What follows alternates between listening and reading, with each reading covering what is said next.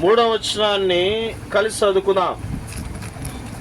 నీ పనుల భారము యెహోవా మీద నుంచుము, అప్పుడు నీ ఉద్దేశములు సఫలమగును. మరోసారి చదువుదాం. నీ పనుల భారము యెహోవా మీద నుంచుము, అప్పుడు నీ ఉద్దేశములు సఫలమగును. తిరిగి 2వ భాగముగా కీర్తనలు 87వ కీర్తన 87వ కీర్తన దయచేసి అన్ని వచనాలు 7 వచనాలు ఉన్నాయి. అన్ని చదివితే మంచిది, కానీ చదువుదాం. మార్చి చదువుదాం. 7 వచనాలు ఉన్నాయి. దయచేసి మార్చి చదువుకుందాం. ఆయన పట్టణము పునాది పరిశుద్ధ పర్వతం మీద వేయబడి ఉన్నది. చదవండి.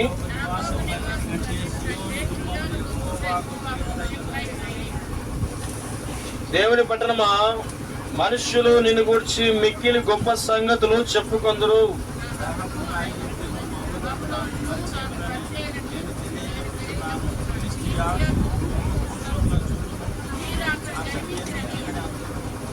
ప్రతి జనము దానిలోనే జన్మించననియు, సర్వోన్నతుడు తానే దాన్ని స్థిరపరచననియు సీయోనును గూర్చి చెప్పుకొందురు.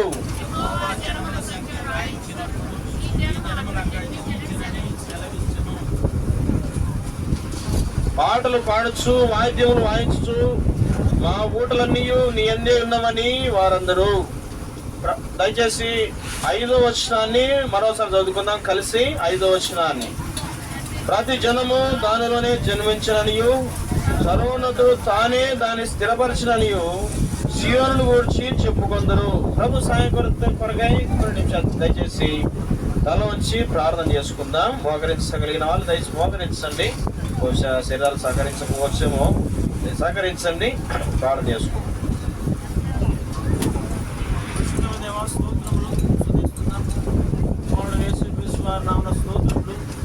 మా దేవుని యొక్క సాన్నిధ్యాన్ని ప్రభా పరిపూర్ణ చేయడానికి కొరకై ప్రభా పిలిచిన ఈ చివరి సమయాన్ని పట్ల స్తోత్రాలు తండ్రి. ప్రభా అలసిన మా ప్రాణాన్ని తండ్రి విధంగా చేత తీర్చేటువంటి వాడవు తండ్రి. మీరు మాటల ద్వారా ఊరడించేటువంటి వాడుగా ఉన్నా తండ్రి. మమ్మల్ని పవిత్రపరుచుమని వదలు చేస్తుంది. నిలబడిన దాసులు అయోగ్యుడు ప్రభా సహాయం ఫలితం కలిగిన వాడిని వాడు యేసు ప్రభావంతో పరిశుద్ధ రక్త పునరుద్ధరణ కిందకి నన్ను తీసుకుని వచ్చిస్తాను. ఇక పవిత్రమైన పరిశుద్ధమైన మాటలు వచ్చించినాను. నాయకత్వం తండ్రి ప్రభావం దూరపరచుకోమని ప్రార్థిస్తున్నాను. తనను కడుగుమని నన్ను తాకుమని యేసు క్రీస్తు వారి పరిశుద్ధులను నాను వేడుచు ఇంతవరకు కూడా పనుల్లో సహాయకుడికి వచ్చారు. తిరిగి మిగిలిన పనులు కూడా సహాయం చేయండి తండ్రి. దయచేయండి. మిగిలిన పని వారిని కూడా బలపరుచుకో, అలసలు తొలగించు, సహాయం ఇచ్చిన క్షేమకరమైన తండ్రి వాతావరణకే స్తోత్రం. దేవా స్తుతిస్తూ ఈ సమయాన్ని దీవించుమని యేసు క్రీస్తు వారి నామమున వేడుచు ప్రార్థిస్తున్నాము తండ్రి.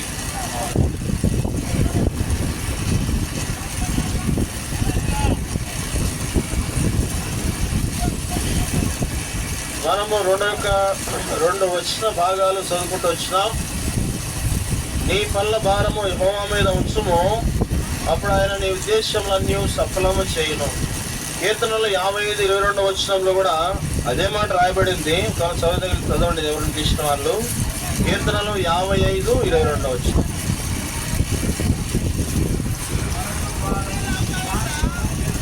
నీ భారం మీద యెహోవా మీద మోపము, ఆయనే నీ నాదిగలను, నీతిమంతులను ఆయన ఎన్నడును కదలనీయుడు. కాబట్టి ఇక్కడ నీతిమంతులను ఆయన ఎన్నడూ కదలనీయుడు. కాబట్టి నీ పనుల భారము యెహోవా మీద ఉంచుము అని అక్కడ చెప్పబడతా ఉంది. ఇక్కడ కూడా 16:3 సామెతల్లో కూడా నీ పనుల భారం యెహోవా మీద ఉంచుము, అప్పుడు నీ ఉద్దేశములు సఫలమగును అని చెప్తా వచ్చినాడు. కాబట్టి నీతిమంతులు కదిలింపబడకూడదు, నీతిమంతులు స్థిరపరచబడాలి. 5వ వచనంలో 27వ కీర్తనలో 5వ వచనంలో అదే రాయబడింది. సర్వోన్నతుడు తానే దాన్ని స్థిరపరచననియు దాని గురించి చెప్పుకుంటారంట జనాలు. కాబట్టి ప్రేమ వాళ్ళరా, నీతిమంతులు కదలబడకూడదు, నీతిమంతులు స్థిరపరచబడాలి. దీని కొరకై పరిశుద్ధాత్మ దేవుడు ఏం చేస్తున్నాడు అంటే, మనలను స్థిరపరచడానికి కొరకై సియోనును జ్ఞాపకం చేసుకున్నాడు. అక్కడ మనం జన్మించే వారికి ఉంటున్నామని చెప్పాడు. సర్వజనులు అక్కడ జన్మించే వారు ఉన్నారు. అది చదువుతా వచ్చినాం. దొరుకుని అక్కడ ఆ రాజ్యాలన్నీ కూడా, దేశస్తులందరూ కూడా, వారందరూ కూడా అక్కడ జన్మించినారు అనే మాట రాయబడతా ఉంది. తర్వాత ఇంకో మాట చెప్తే చూడండి, అదే చెప్తున్నాడు, వీరందరూ జన్మించారు. అందరూ 4లో రాహబు, ఐగుప్తు, బబులోను, తర్వాత ఫిలిష్తియా, తూరు, కుషులు, వీరు అసలు జన్మించరని అందరూ అని చెప్పి, తర్వాత ప్రతి జనము దానిలోనే జన్మించరని. ఇది ఏమి జ్ఞాపకం చేస్తా ఉంది? సియోన్ అనేది దేవుని యొక్క మందిరం. ఈ సియోన్ లో ప్రతి ఒక్కరూ జన్మించాలా అంటే దాని ఉద్దేశం ఏంది? ఒక దేశంని కాదు, మీరు సర్వలోకానికి వెళ్ళి సర్వ సృష్టికి నా సువార్త ప్రకటించండి, నమ్మి భాష పొందిన వాడు రక్షించబడను అని మాట చెప్తా వచ్చినాడు.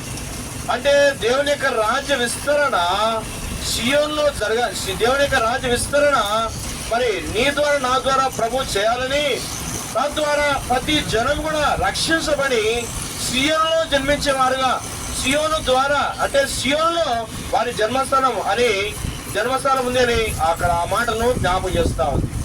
కాబట్టి చివరి దినాల్లో మనం ఉంటున్నాము. ఇక్కడ దేవుని యొక్క బిడ్డలు ఆయన తన పరిశుద్ధమైనటువంటి రక్తము చేత కడిగి నూతన జన్మ అనుభవాన్ని పొందేవారుగా ఉన్నారు. నూతన జన్మ అనుభవము ఎక్కడ అంటే సియోనులో ఉంది. సియోను ఏమిటంటే మనం చూస్తే తెలుసు కదా, 122వ కీర్తనలో సియోను గురించి కొన్ని మాటలు చదువుతాం. దయచేసి 122వ కీర్తనలో చూస్తే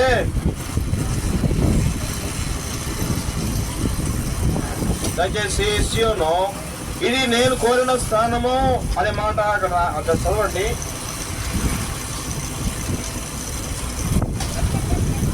దయచేసి 7వ వచనంలో రాయబడింది, చదవండి అన్నమాట. 7వ వచనం, నీ ప్రాకారములలో నెమ్మది కలుగును గాక అని చెప్తాను, నీ నగరులలో క్షేమముండును గాక అని చెప్తాం. కాబట్టి దేవుని యొక్క ప్రాకారం ఇంకో చోట కూడా రాయబడింది కదా ఆ మాటలు. అక్కడ ఇది నేను కోరిన స్థానం అని కూడా ప్రభు చెప్తా వచ్చినాడు. ఆ నగరంలో క్షేమం ఉండాలని ప్రభు కోరుతా వచ్చినాడు. అది స్థాపించబడాలా, స్థిరపరచబడాలని సియోను గురించి ప్రభు జ్ఞాపకం చేస్తా వచ్చినాడు. దానియేలు గ్రంథం 2వ అధ్యాయంలో ఏమిటా సియోన్ అంటే అది దేవుని యొక్క రాజ్యం, చేతి సహాయం లేక తీయబడినటువంటి ఆ రాయి. అది మహాపర్వతముగా ఉంది, అది అభివృద్ధి పొందుతా ఉంది, దానికి నాశనం లేదు అని దానియేలు గ్రంథం 2వ అధ్యాయంలో అదే సియోన్. ఇది శాశ్వత కాలం వరకు ఉండేదిగా ఉంటుంది. ఈ శాశ్వత కాలం వరకు ఉండేటువంటి రాజ్యము స్థిరపరచబడే రాజ్యం, స్థిరపరచబడే సియోను. ఈ సియోనులో నీవు నేను జన్మించినాం. ఎట్లా జన్మించినాము? యేసుక్రీస్తు ప్రభువు యొక్క రక్తము చేత జన్మించినాం. నీవు నేనే కాకుండా అనేకులు కూడా ఇక్కడ జన్మించాలని ప్రభు నేను నన్ను ఏం చేస్తున్నాడంటే తన పరిచర్యలో సువార్థికుడుగా, తర్వాత సాక్షులుగా ప్రభు వాడుకుంటున్న వాడుగా ఉంటున్నాడు. కాబట్టి ప్రేమ వాళ్ళరా, ఈ సమయంలో దేవుడు తన యొక్క దీవమైనటువంటి మాటలను మనకి వినిపిస్తున్నటువంటి వాడిగా ఉన్నాడు. ఏ విధంగా, ఎట్లా అంటే సియోను దేవుడు వినిపిస్తున్నాడు. సియోను దేవుని మందిరం కట్టబడతా ఉంది, దేవుని యొక్క మందిరము మరి నిర్మించబడతా ఉంది. ఆత్మ సంబంధంగా మనం కూడా ఆ పరిశుద్ధమైనటువంటి రాయి మీద, ఆ పునాది యేసుక్రీస్తు ప్రభు రాయి మీద నుండి కట్టబడుతూ ఉన్నటువంటి వారంగా ఉన్నాం. కట్టబడుతూ ఉన్నటువంటి ఇదే యెరూషలేము, ఇదే సియోను. కాబట్టి ఇలాంటి సమయంలో మనం ఏం చేయవలసిన వారంగా ఉన్నాం? సహోదరుడు మరి లేకపోతే సంఘస్థులు, సియోను సంఘస్థులు ఎన్నో విధాలుగా ప్రయాసపడుతూ వచ్చినారు దేవుని యొక్క సంఘం నిర్మించడానికి కొరకై. మరి భౌతికమైన సంఘం కూడా అవసరమే. ఆత్మ సంబంధమైన సంఘం నిర్మించబడాలంటే భౌతికమైన సంబంధమైన మందిరం కూడా అవసరమే. విద్యాలయాలు ఉన్నాయి, పేరెన్నిక కలిగినటువంటి విశ్వవిద్యాలయాలు విదేశాల్లో, తర్వాత ఆక్స్ఫర్డ్ యూనివర్సిటీ, ఇంకోటి చాలా ఉన్నాయి. అక్కడ నుంచి అనేకులు జ్ఞానవంతులు బయలుదేరి వచ్చినారు, అనేకులు పట్టబద్దులు అయినారు, అనేకులు అక్కడ ఏం చేస్తా వచ్చినారంటే అటు జ్ఞానాన్ని పొందిన వారుగా ఉన్నారు. అనేక చోట్ల వినియోగించబడుతూ నియమించబడుతూ వచ్చినారు. అట్లానే సియోను అనే దేవుని మందిరంలో దేవుని బిడ్డలు కట్టబడి జ్ఞానము చేత నింపబడి ఆయా విధమైన ప్రభు కార్యముల కొరకై వారు కూడా బయలు వెళ్ళేటువంటి వారుగా ఉంటారు. అలాంటి ప్రదేశముగా సియోనును ప్రభు జ్ఞాపకం చేస్తున్నటువంటి వాడుగా ఉన్నాడు. ఈ సమయంలో సీఎం గురించి కొన్ని సంగతులను దయచేసి జ్ఞాపకం చేస్తాము. దయచేసి చదవండి, దయచేసి చూడండి. ఇక్కడ దయచేసి నిర్గమకాండము 32వ అధ్యాయం చూడండి. నిర్గమకాండము 32వ అధ్యాయము 3వ వచనం చదవండి.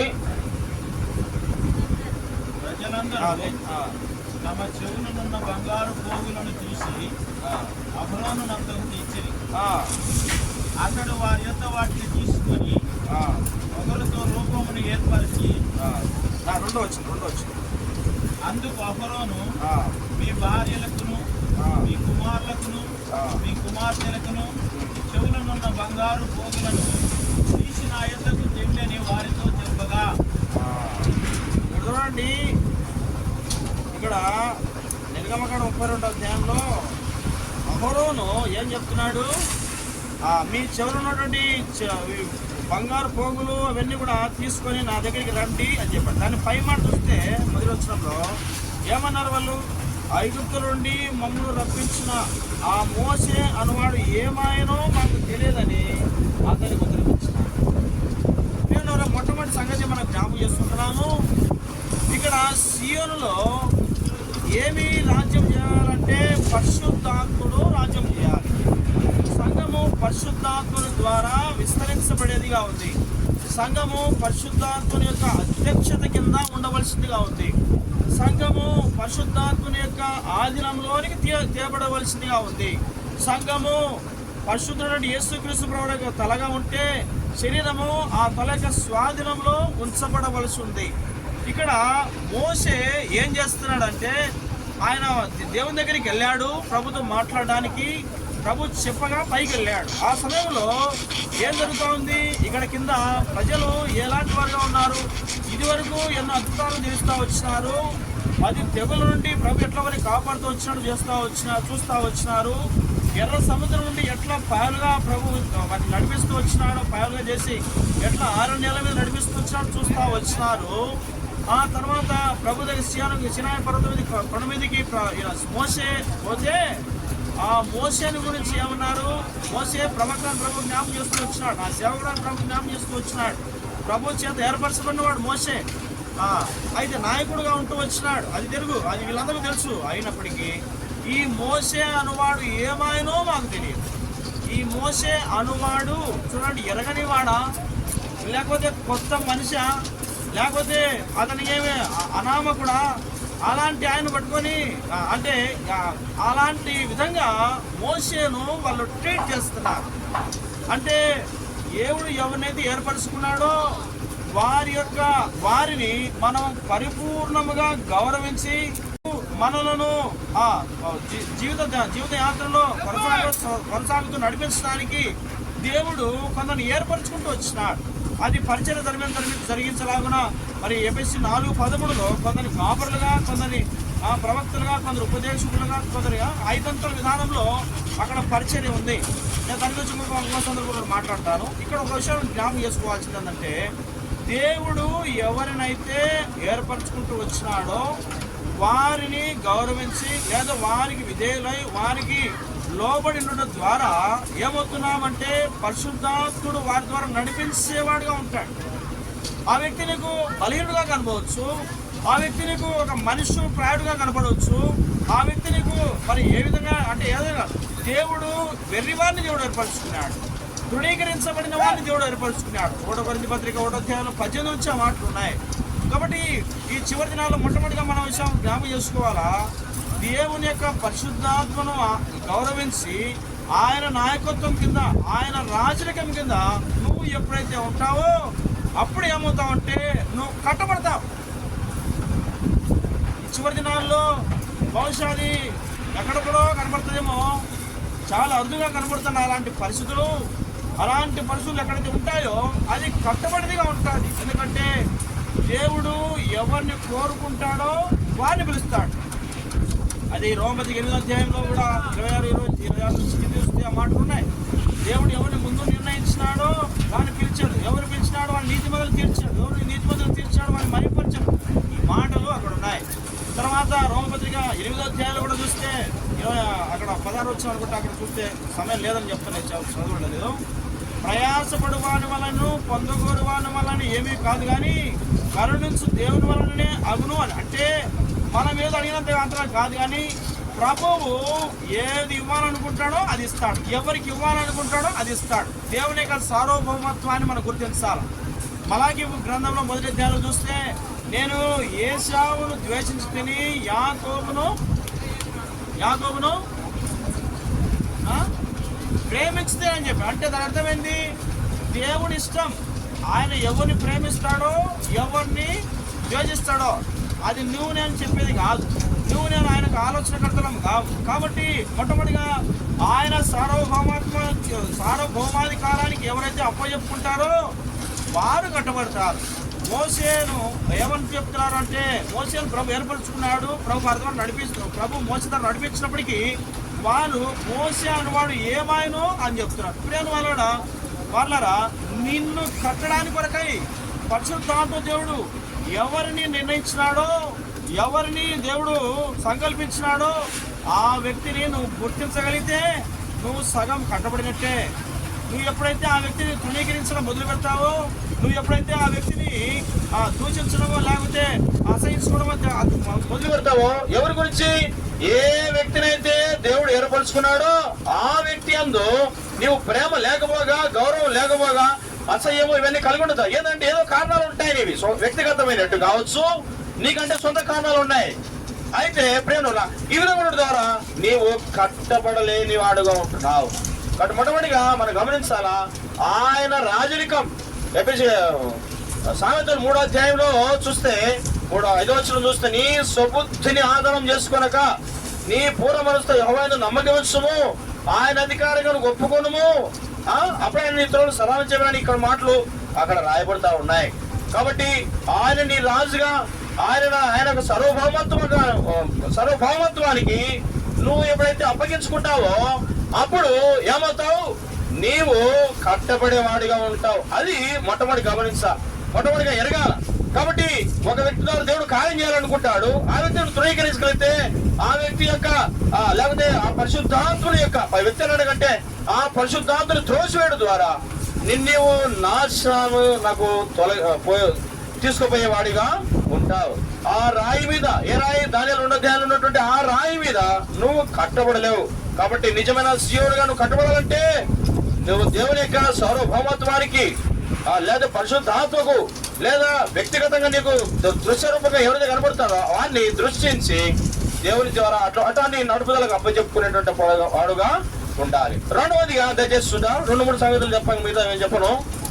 దయచేసి అదే నిర్గమకాండం 18వ అధ్యాయము 18 వచ్చింది చదవండి. నిర్గమ 18.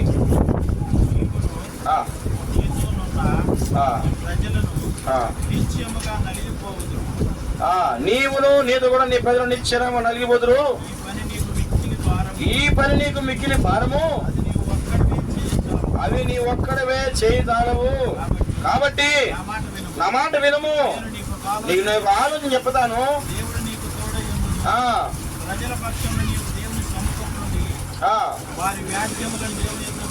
చూడండి 18-19 వచ్చినాల్లో మనం గమనించవచ్చు.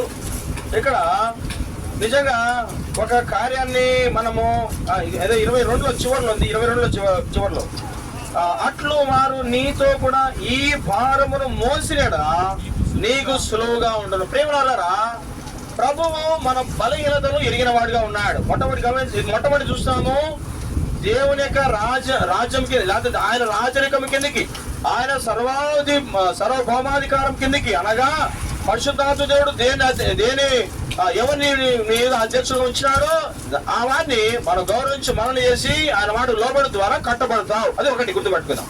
రెండవది ఏమిటంటే, ఇక్కడ ఈ పని నీకు మిక్కిలి భారమయ్యా అని చెప్తున్నాడు. ఎవరు? మోసే ఇక్కడ మోసే యొక్క మామ ఇతరు చెప్తున్నాడు. ఎవరు చెప్తున్నాడు? మోసేకి చెప్తున్నాడు. అంటే మోసేకి తెలియని ఎవరు అవుతుందా? దేవుడు ఆయన నడిపించాడు కదా, దేవుడు ఆయనకు తోడుగా ఉంటున్నాడు కదా. అయ్యా నేను బలహీనుణ్ణి, నాకు మాట మందం గలవాడిని నేను అంటే నీకు సహాయకరంగా ఇస్తాను కానీ నిన్ను మాత్రం విడిచిపెట్టాను అన్నాడు.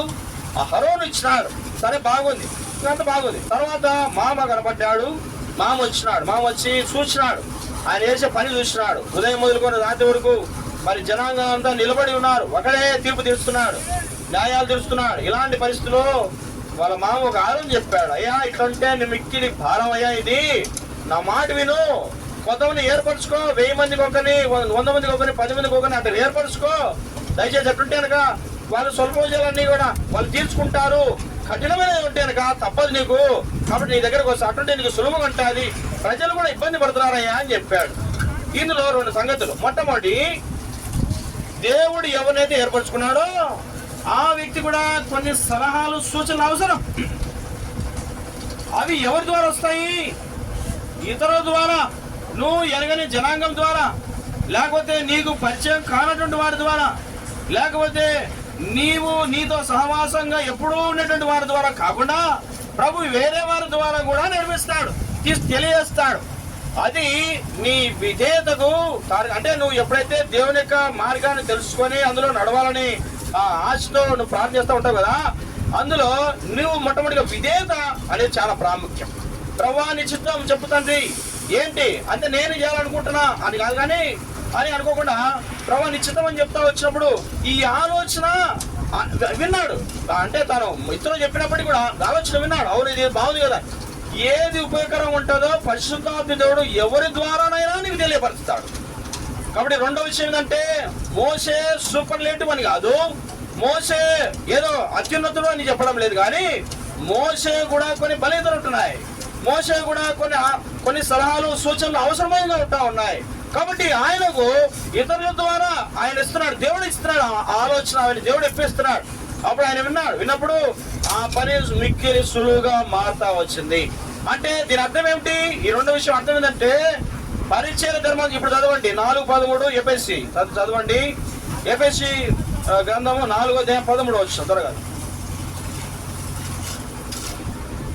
ఎఫెసీ 4:13.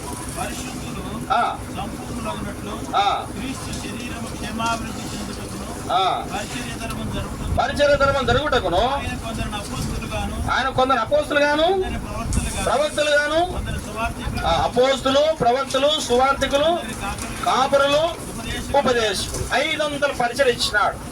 నేను ప్రవక్తను కదా అనుకొని ఇవన్నీ నేనే చేసుకుంటాను అనుకోకూడదు ఇప్పుడు కాలాలను బట్టి. ఎందుకంటే బాధ్యతలు పంచి ఇవ్వడం చాలా మంచిది, శ్రేయస్కరం, సంఘానికి క్షేమం. కాబట్టి ఈ సమయంలో నేనే సూపర్ లీడర్, నేనేగా దేవుడు ఏర్పరచుకున్నాడు, నాకు సహాయంగా అక్కడ అసిస్టెంట్ గా ఎవరు ఉన్నాడు అని ఆ స్థానంలో లేడు కాకుండా, ఆ స్థానంలో కాకుండా పరిచయ ధర్మం ఇతరులకు యోగ్యులైన వారు ఉన్నారు, నమ్మకమైన వారు ఉంటున్నారు, పరిశుద్ధులైనటువంటి వారు ఉంటున్నారు, ప్రభువుని నమ్మకంతో వెంబడించే వారు ఉంటున్నారు. అలాంటి వారిని గుర్తించి పరిచయలో భాగస్వాములు చేయడము దేవుని యొక్క ఉద్దేశం. కాబట్టి ఈ సమయంలో 2వ విషయంలో కనుక జ్ఞాపకం చేస్తున్నాం. ఇక్కడ ఈ మోషే పరిచర్యను ఇతరులు కూడా పాస్ ఆన్ చేస్తున్నాడు.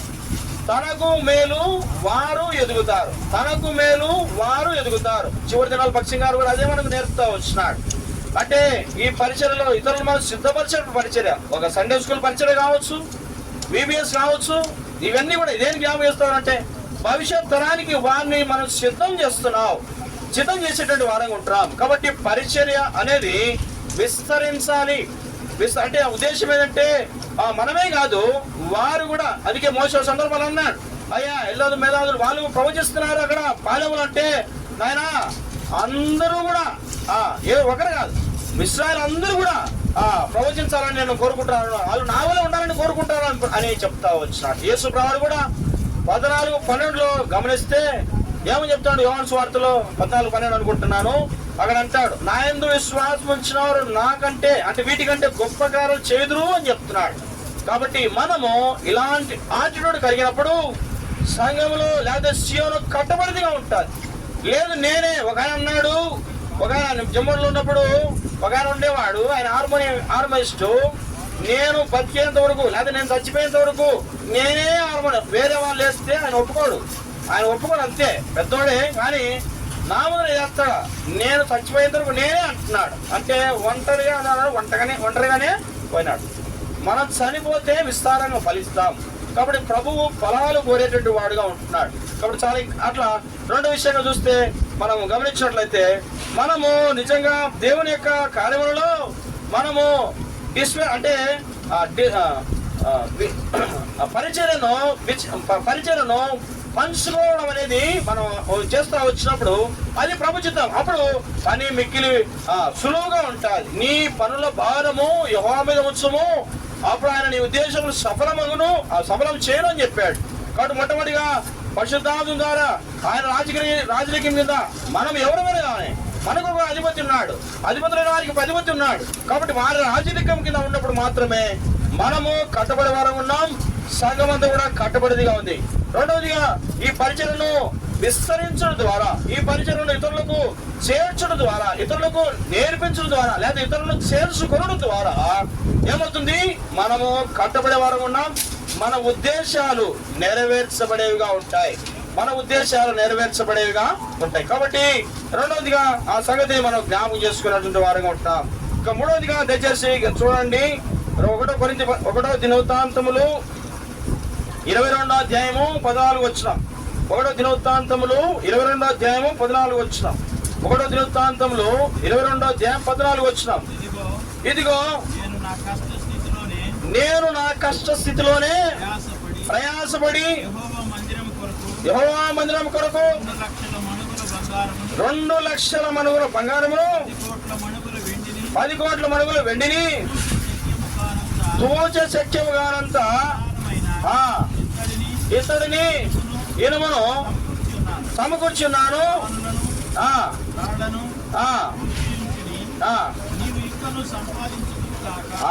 నువ్వు ఇంకనూ సంపాదించదుగాక. చూడండి, ఇక్కడ దావీదు మాట్లాడుతూ వచ్చినాడు. ఆ మాట దావీదు మాట్లాడుతూ వచ్చినాడు, సొలొమోనుతో మాట్లాడాడు. చూడండి, గమనించండి. మూడవ విషయం, మొట్టమొదటిది ఆయన రాజరికము, రెండవది పరిచర్యలో ఇతరులను చేర్చుకోవడం, లేదని పాలు భాగస్తులుగా చేసుకోవడం. మూడవది ఏమిటంటే అప్పుడు మనం పరిచర్య మనము మన ఉద్దేశాలు నెరవేర్చబడతాయి. మూడవదిగా ఏమిటంటే ఇప్పుడు చదువుతూ వచ్చాడు దాసుడు. ఇక్కడ ఏంది? 1 దినవృత్తాంతం 22:14లో దావీదు చెప్తున్నాడు, నేను ఇంత విస్తారంగా వెండిని బంగారాన్ని ఇవన్నీ కూడా ఇనుమును అట్లా చేశాను, నిల్వ చేశాను, నువ్వు ఇంకనూ సంపాదిస్తూ కాదు దేవుని మందిరం కొరకు. ఇది మోడలిటీని చూపిస్తుంది, అంటే మాదిరికరమైన జీవితం. దావీదుతో ప్రభు చెప్పాడు. మొదటి దినవృత్తాంతం 28వ అధ్యాయంలో కొన్ని సంగతులు ఉన్నాయి. 23లో కూడా చూస్తే అయ్యా నేను మందిరం కట్టాలంటే ఆయన అన్నాడు, నీ చేతులు రక్తము చేత నిండబడ్డాయి, నీ చేతులు రక్తముతో నిండున్నాయి, కాబట్టి నువ్వు మందిరం కట్టకూడదు, నీ కుమారుడు, నీ గర్భవాసన పుట్టవేడు కుమారుడు మందిరం కట్టాడు అన్నాడు. ఆ మాటకు సరే అని దేవుడు ఆయన ఒప్పుకున్నాడు. ఆయన మౌనముగా లేడు, నేను కాదు కదా మందిరం కట్టేది, ప్రభు నన్ను ఆపినాడు కాబట్టి నేను చేతులు కాలు ఖర్చు కూర్చొని అట్లా కూర్చుంటా అంతే అని అనుకోలేదు. తాను ఏం చేసినాడు? దేవుని మందిరం కొరకై తన సొంతంలో ఇచ్చినాడు, తర్వాత సంపాదించి ఇచ్చినాడు. ఇవన్నీ కూడా తానే స్వయంగా చెప్తూ వచ్చినాడు. అక్కడ ఆ మాట రాయబడుతూ వచ్చినాయి. 1 దినవృత్తాంతం 22:14 అన్నమాట. కాబట్టి ప్రేమ వల్లరా ఆ తర్వాత నువ్వు ఇంకా సంపాదించుకోదా అన్నాడు. అంటే ప్రభు నిన్ను కట్టమన్నాడు, నువ్వు కట్టు, నువ్వు లేత ప్రాయం గలవాడివే, కానీ పని గొప్పది, నువ్వు ధైర్యం తెచ్చుకోని ఉత్తమ మాటలు చెప్పలేదు, కానీ తాను మాదిరికరంగా చూపుతూ వచ్చినాడు.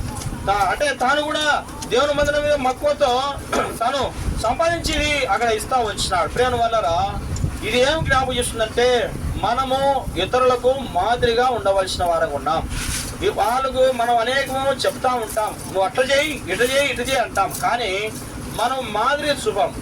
వాళ్ళు చూచేదాన్ని బట్టే నేర్చుకుంటారు, ఇతరులు చూచేదాన్ని బట్టి వాళ్ళు. అంటే మనం అంటే కుటుంబంలో పెద్దలు ఉన్న తల్లిదండ్రులు కావచ్చు, లేకపోతే ఒక స్థానంలో, లేకపోతే ఇంట్లో ఒకవేళ పెద్దవాడు కావచ్చు, లేకపోతే వాడు కాకపోయినా కూడా పెద్దోడు కావచ్చు, లేకపోతే వృద్ధాపన వారు కావచ్చు. ఇతరులకు మాదిరికరంగా ఉండవలసినటువంటి వారంగా ఉంటున్నాం. ఆ మాదిరి లేకపోవడం ద్వారా అనేకులు మన వలె ఎదగలేకపోతున్నారు, మనకంటే హీనముగా తయారవుతున్నారు. మనము ఇతరులను లాలన చేయడము, లేకపోతే మన పిల్లలను తగినట్టుగా కాకుండా ఏదో వాళ్ళు అనుకున్నట్టుగా వాళ్ళ విధంగా చేసుకోవడం ద్వారా, ప్రభుత్వానికి దూరంగా ఉంచడం ద్వారా, ప్రభుత్వానికి దూరంగా పెంచడం ద్వారా వారు ప్రభువుకు అపనమ్మకంగా తయారవుతున్నారు. కాబట్టి మనము మాదిరి చూపించవలసిన వారంగా ఉంటున్నాం. దయచేసి గమనించండి, 2వ తెస్సలోనికల్లో ఆ మాట రాయబడింది. 2వ తెస్సలోనిక 4వ అధ్యాయము చదవండి. 2వ తెస్సలోనికలు 3:9. 2వ తెస్సలోనిక 3:9 అనుకుంటా. చదవండి. మీరు మమ్మను పోలి నడుచుకొనుచున్న ప్రకారము మమ్మను మేము మాదిరిగా కనబరచుటకే ఇలాగూ చేస్తే గాని మాకు అధికారం లేదని. మనకి అధికారం ఉంది కానీ మాదిరి యేసు ప్రభువు యోహాను సువార్త 13వ అధ్యాయంలో ఆయన ఏం చేశాడు? నేను యజమానుడు, బోధకుడు కరెక్టే, నేను కాబట్టి నేను చేసి మీరు కూడా చేయండి అన్నాడు. ఆయన శిష్యుల పాదాలు కడుతూ వచ్చినాడు. పక్షి గారు కూడా మనం ఎరుగుతాం కదా, చెప్పుతుంటే చేయడంలే. ఏం చేసినాడు? తానే నేరుగా కిందికి దిగి వచ్చి సాప చుట్టడం మొదలు పెట్టాడు. అప్పుడు అందరూ సాపలు చుట్టడము మొదలు పెట్టారు. కాబట్టి ప్రియాని వాళ్ళరా, మనము మాదిరి చూపించవలసిన వారంగా ఉన్నాం. కాబట్టి నీ పనుల భారం యెహోవా మీద ఉంచుము, అప్పుడు ఆయన నీ ఉద్దేశం సఫలం చేస్తాడు. అంటే ఇక్కడ 3వదిగా మనము మాదిరి చూపించవలసిన సమర్పణలో కావచ్చు, లేకపోతే మరి అర్పించుకునే విషయంలో దేని విషయంలో కావచ్చు, ఆ కార్యం ఏదైనా కావచ్చు, దాన్ని మన ద్వారా మనమే మాదిరిగా చూపించగలిగితే అది దాన్ని దేవుడు స్థిరపరిచేవాడుగా ఉంటాడు.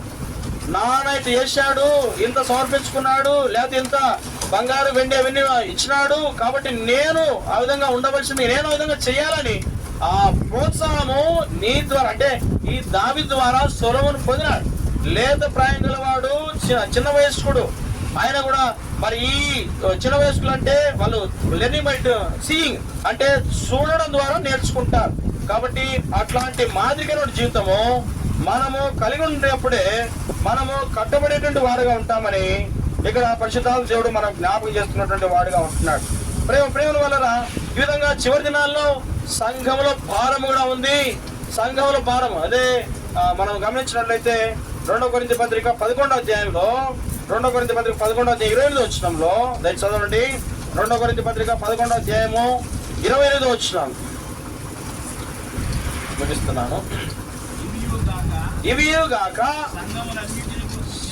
సంఘములన్నిటి కూర్చిన చింతయు నాకు, ఈ భారము దినదినము నాకు కలుగుతున్నది. కాబట్టి ప్రేమ సోదరి సోదరులారా, ఇక్కడ ప్రభు యొక్క సంఘముల భారం అనేది, ఆ సంఘం యొక్క భారం అనేది, ఆ చింత అనేది దినదినము నాకు కలుగుతా ఉంది అన్నాడు.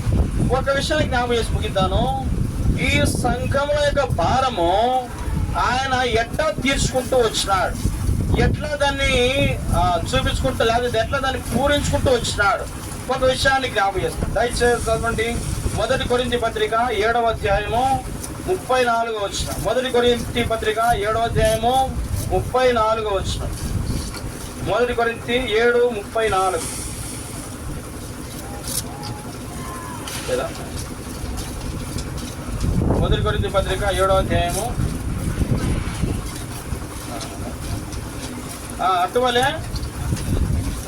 అటువలే పెళ్లి కాని స్త్రీయు కన్యకయు తాము శరీరమందు ఆత్మయందును పవిత్రులైనటకు ప్రభు విషయమైన కార్యముల గురించి చింతించుచుందురు గాని పెళ్లి అయినది భర్తను ఎలాగో సంతోషపడగలని లోక విషయమైన వాటి గురించి చింతిస్తున్నారు. చూడండి, చిన్న విషయాన్ని మనం జ్ఞాపకం చేసుకొని ముగిద్దాం. ఇక్కడ సంఘములు కూర్చున్నటువంటి భారము దినదినము అధికమవుతా ఉందని పౌలు 7వ అధ్యాయంలో చెప్తా వచ్చిన. ఇక్కడ మనం చూసినట్లయితే 11వ అధ్యాయంలో చెప్తా 2వ కొరింథీలో, ఇక్కడ ఆ సంఘముల గురించిన భారము అట్లానే ఉంది. సరే, అది తగ్గిందా, ఎట్లా తీర్చుకున్నాడు, ఎట్లా చేసినాడు, ఎంతో ప్రయాసపడుతూ వచ్చినాడు. 14 పత్రికలు రాస్తూ వచ్చినాడు, నిరంతరం ప్రార్థన చేస్తూ వచ్చినాడు. ఫిలిప్పీ గ్రంథంలో చెప్తాడు, నేను వెళ్ళిపోవటం నాకు ఇష్టమే, ప్రభు దగ్గర ఉండడము, కానీ మిమ్మల్ని బట్టి అవసరమైంది అని మాట మాట్లాడుతూ వచ్చినాడు. ఇక్కడ ఇప్పుడు చదివినటువంటి భాగంలో పెళ్లి అయినది భర్తను ఎలాగో సంతోషపడగలని అనుకుంటా ఉంది. పెళ్లి కాని స్త్రీ ప్రభు విషయమైన కార్యములు రాయబడుతూ ఉంది. ప్రభు విషయమైన కార్యములు చింతిస్తారంట పెళ్లి కాని వాళ్ళు. పెళ్లి అయినటువంటి భర్తను ఎలా సంతోషపడగా లోక విషయాన్ని చింతిస్తూ ఉంటుందంట. అంటే మనకు ప్రభువుకు వివాహం కాలేదు, ఆయన త్వరలో రానున్నాడు. నీవు నేను ఒక శరీరంగా నువ్వు ఈ లోకంలో ఎన్నైనా వ్యాపకాలు కలిగి ఉండొచ్చు, అంతిమంగా నీకు ఒక గురి ఉంది. అది యేసుక్రీస్తు ప్రభువారిని వివాహమాడు. ఆయన నీ పెళ్లి భర్తగా ఉన్నాడు. ఆయన ద్వారానే ఆదరణ క్షేమం నీకు దొరుకుతుంది. అందుకే ప్రభు అన్నాడు, ప్రయాసపడి భారం మోసుకుంటున్న వాళ్ళరా నా దగ్గరికి రండి, నేను మీకు విశ్రాంతి కలిగిస్తాను అని చెప్పాడు. కాబట్టి ప్రేమ సోదరి సోదరులరా, మనము ప్రభువు చేత ఆకర్షించబడేటువంటి వారం ఉంటున్నాం. అంటే లోక సంబంధమైనటువంటి వాటి ద్వారా, లేకపోతే నాకు వివాహం అయిపోయిందంటే సంతృప్త స్థితి, అంటే సాటిస్ఫైడ్ స్టేట్ అది లేదు మనకి. ఇప్పుడు వివాహం అయినా కూడా భౌతికమైనటువంటి, కానీ ఆత్మ సంబంధంగా మనకి వివాహం కాలేదు. కాబట్టి వివాహం కాని వారు మాత్రమే ప్రభువును సంతోషపడతారు, ప్రభు విషయమైన కార్యముల గురించి చింతిస్తూ ఉంటారు. కాబట్టి జ్ఞాపకం చేసుకొని మనము ప్రభువును ఒకనాడు కలుసుకోవాలా, మనం ప్రభువును ఒకనాడు మరి ఎరగాల. అంటే ఆయన అక్కడ ఎరగబోతున్నప్పుడు పరిపూర్ణంగా మనం ప్రభువు యొక్క చేతిలోనికి వెళ్తున్నాము, ప్రభు యొక్క సింహాసనం మీదకి వెళ్తున్నాము. ప్రభు మనం చూసి ఎదుర్కొని ఆహ్వానించేవాడుగా ఉంటాడు. ఎప్పుడు అంటే ఆయన పెళ్లి భార్యగా నిన్ను పరిశుద్ధంగా నీతిగా కాపాడుకోగలిగితే ఎరగక ముందు ఏదైనా ఉండొచ్చు. ఎరగక ముందు బాల్యతరంలో అలా ఒకవేళ కొత్తగా ఎలాంటి పరిస్థితుల్లో కూడా మోసగించబడి కావచ్చు. కానీ తెలుసుకున్న తర్వాత నువ్వు స్థిరపరచబడే వాడుగా ఉంటున్నావు. స్థిరపరచబడాలని ప్రభు నీ విషయమై ఆలోచన కలిగిన వాడుగా ఉన్నాడు. అదే 87 కీర్తన అంటాడు, ప్రతి జనము దానిలో జన్మించాలి. అంటే అందరూ కూడా యేసులో నమ్మాలా. అదొకటి. రెండవది, ఆయన స్థిరపరిచేవాడుగా ఉంటాడు. చూడండి, స్థిరపరచబడడం అనేది 2 విషయాలు జ్ఞాపకం చేస్తాను, చదువుతాను. ఇర్మియా గ్రంథం 10వ అధ్యాయంలో ఒక మాట ఉంది. ఇర్మియా గ్రంథం 10వ అధ్యాయంలో స్థిరపరచబడడం అంటే అక్కడ ఒక మాట చదివి చూడండి. ఇర్మియా గ్రంథం 10వ అధ్యాయంలో వచ్చి చెప్తాను. 23 వచ్చిన చదువుతానే, యెహోవా తమ మార్గం ఏర్పరచుకున్నట నరుల విషయంలో లేదనియు, మనుషులు తమ ప్రవర్తన యందు సన్మార్గమును ప్రవర్తించుట వారి వశంలో లేదనియు నేను అరుగుదు. ఏమంటున్నాడు ఒకరు చదవండి దయచేసి మళ్ళీ ఒకసారి. యెహోవా తమ మార్గం ఏర్పరచుకున్నట నరుల వశంలో లేదు, మనుషులు తమ ప్రవర్తన యందు సన్మార్గం ప్రవర్తించడం అనేది కూడా వారి వశంలో లేదంట. మరి ఏంది, మరి ఎట్లా అంటే నేను నీతిగా జీవించాలంటే నా వల్ల కాదు, నేను పరిశుద్ధంగా జీవించాలంటే నా వల్ల కాదు. ఎందుకంటే నా శరీరం అలాంటిది, లేకపోతే నా కోరికలు అలాంటివి, లేదంటే నా నైజం అలాంటిది. ఇలాంటి మనుషుడు సన్మార్గం నడవడం అనేది అసాధ్యము అని అక్కడ చెప్తున్నాడు. వారి వశంలో లేదు అని చెప్తున్నాడు. మరి ఎవరి వశంలో ఉంది? దాన్ని చదవండి. 37 కీర్తన 37 23 వచ్చిన 23 24 వచ్చిన రైట్ చదవండి. 23 24 వచ్చినారు. 37 కీర్తన 23 24 వచ్చినారు. ఒకని నడత యెహోవా చేతనే స్థిరపరచబడను, వాని ప్రవర్తన చూసి. కాబట్టి ప్రతి జనము దానిలో జన్మించని, అందులో దాన్ని స్థిరపరచబడాలని దేవుడు కోరుతున్నాడు. సియోనులో ఎట్లా స్థిరపరచబడుతుంది? నీ వశంలో నా వశంలో లేదు.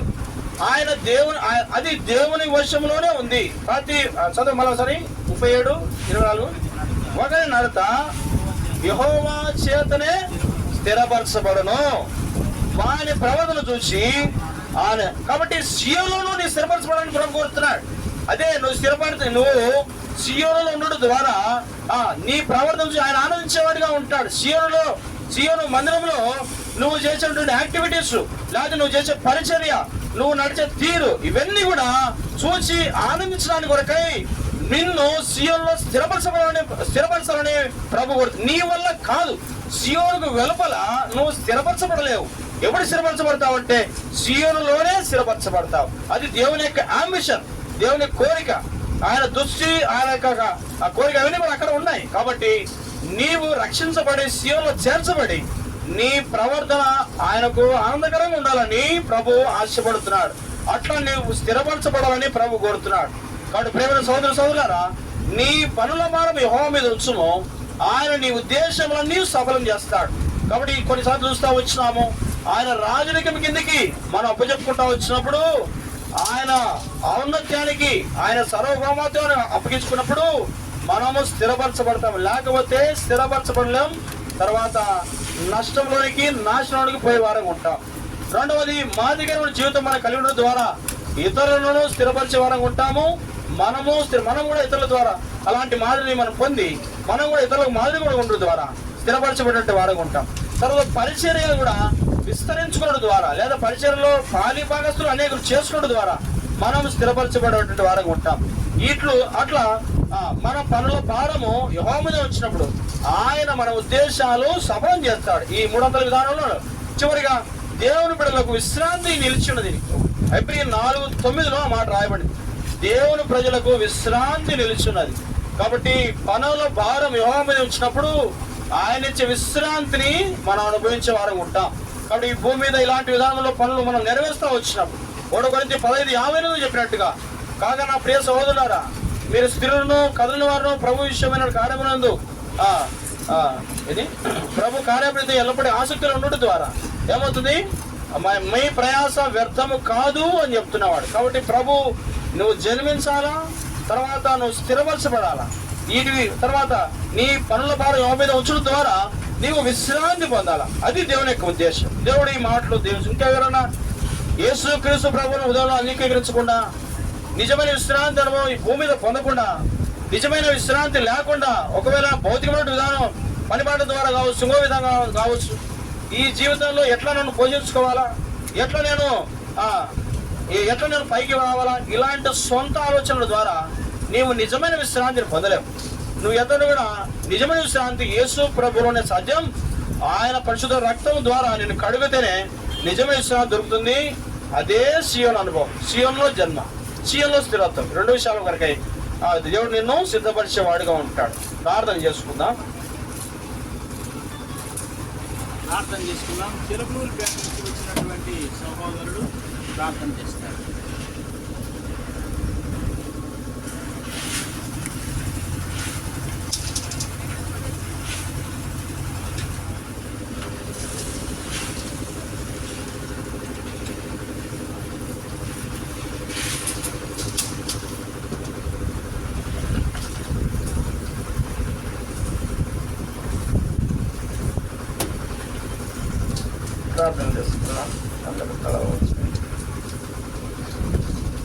మహా ఉన్నత స్థలములలో ఆసీనుడు అయిన మా గొప్ప ప్రభా నీకు వందనాలు చెల్లిస్తున్నాం. ప్రభా సియోనులోని తండ్రి, ప్రభా ప్రతి మనుషుడు తండ్రి స్థిరపరిచేవాడిగా ఉన్నాడు. సియోనులో నుండి ప్రభా నీకు మొరపెట్టేవారిగా ఉన్నారు. ప్రభా నువ్వు సియోనుని ఆశీర్వదించిన దేవుడివి, అభివృద్ధి పరిచే దేవుడు కాబట్టి తండ్రి, ప్రభా ఈ మాటూరు గ్రామంలో తండ్రి, ప్రభా నువ్వు నిర్మించే ఈ మందిరం తండ్రి, ప్రభా నువ్వు ఆశీర్వదింపబడినట్టు, ప్రభా నీ బిడ్డలైన వారు, నీ సేవకులు, సేవకురాళ్ళు, ప్రభా అనేకుల ద్వారా తండ్రి, ప్రభా ప్రార్థన ద్వారాగా తండ్రి, ప్రభా నువ్వు ఆలకించి ప్రభా ఈ మందిరం ప్రభా స్థిరపరచుట్టు కొరకు తండ్రి, నీవు తండ్రి ఈ సియోనికి తండ్రి వచ్చే దేవా నీకు స్తుతులు చెల్లిస్తున్నాం. కాబట్టి ప్రభా నా దేవా స్థిరపడాలి అంటే తండ్రి, ప్రభా నీ సేవా పరిచర్య ప్రభా దినదినం తండ్రి కొనసాగించేవారిగా తండ్రి, ప్రభా ప్రతి మనుషుని తండ్రి ఏర్పాటు చిత్తపాటులో ఉంచుట్లు సహాయం చేయమని ప్రార్థన చేస్తున్నాము. ప్రభా ఇంతవరకు తండ్రి, ప్రభా ప్రార్థన ద్వారాగా, వాక్యం ద్వారాగా తండ్రి చెప్పబడిన ప్రతి మాటను బట్టి తండ్రి, ప్రభా మేము అందరం నెమరు వేసుకునేవారిగా చిత్తపరచమని ప్రార్థన చేయించున్నాము. ప్రభా నా దేవా నీ సన్నిధిలో తండ్రి ప్రార్థన చేయించున్నాం. ప్రభా సాపు విషయంలో తండ్రి ఇంతవరకు తండ్రి నువ్వు ఎంతో తోడుగా ఉన్నందుకు వందనాలు చెల్లిస్తున్నావు. నీ బిడ్డల యందు తండ్రి ప్రభా పని జరిగిస్తున్నందుకు వందనాలు చెల్లిస్తున్నాం. ఎక్కడ ఏ లోపం లేకుండా తండ్రి అన్ని సమృద్ధిగా తండ్రి ఏర్పాటు చిత్తపాటు చేయమని నీ సన్నిధిని కోరుకొనిస్తున్నాం. ప్రభా నా దేవా నీ సన్నిధిలో మొదలుపెట్టుకొనిస్తున్నాం. ప్రతి వారు తండ్రి ప్రభా సియోనులో నుండి తండ్రి ప్రభా బయలు వెళ్ళి ప్రభా సర్వలోకానికి వెళ్ళి సర్వ సృష్టికి సువార్త అందించమని ప్రభా నువ్వు చెలవిచ్చిన మాటలను బట్టి తండ్రి, ప్రభా నీ సువార్త అందించే బిడ్డలుగా తండ్రి నీ సేవా పరిచర్య చేసే జరిగించేవారిగా సిద్ధపాటు చేయమని ప్రార్థన చేస్తున్నాం. ప్రతి విషయంలో తండ్రి ప్రభా నీ కృపా కాపుదల్లో తండ్రి ప్రభా ఈ సంఘాన్ని తండ్రి బలపరచమని, స్థిరపరచమని, అభివృద్ధిపరచమని ప్రభైన యేసు జీవం కలిగిన నామన్న ప్రార్థించి స్తుతించి వినయంతో ఏడుతుంటున్నాం తండ్రి. ఆమేన్. ఆశీర్వాద ప్రార్థన మన మధ్య నుండి డేవిడ్ అన్న.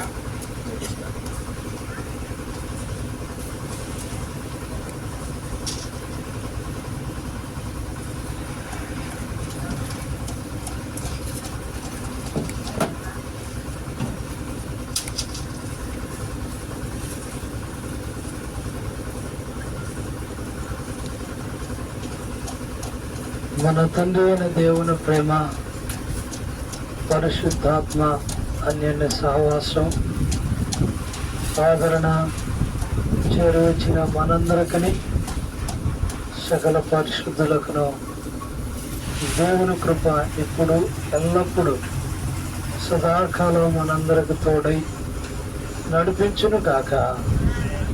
ఆమేన్.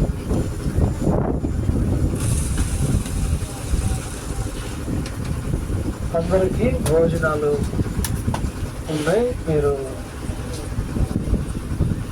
ఇక్కడ మీకు మరి బర్త్డే సిస్టంలో వడ్డిస్తారు. అందరూ కూడా భోజనం చేయండి. తర్వాత సెక్షన్ మీకు జ్ఞాపకం చేస్తారు.